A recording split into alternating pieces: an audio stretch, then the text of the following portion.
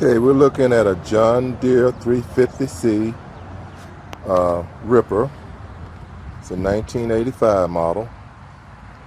Basically, it has good tracks on it, good sprocket. Actually, the undercarriage is about 90% or better.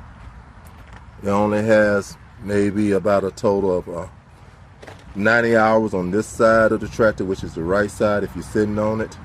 And if you look on the other side, which we'll go to, it has basically 0 hours on it. It was replaced here recently within a couple of months, actually the chain.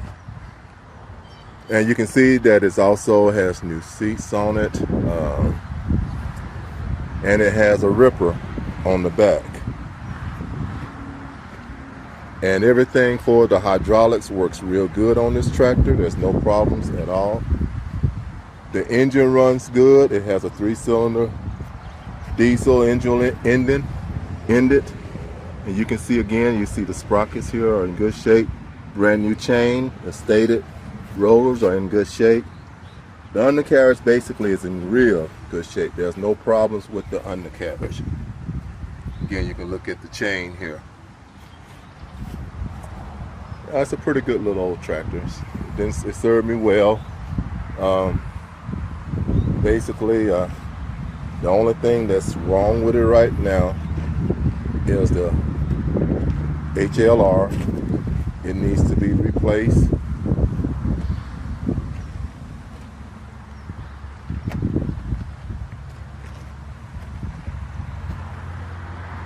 And as stated, the engine runs good, no problems there. Hydraulics run good. And back to the beginning, you can see that the chain itself, pins are in great shape. There's nothing wrong with the pins.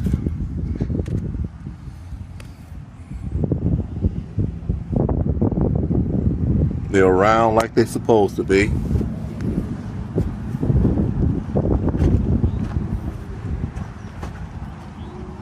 And again, you can see this is a new chain.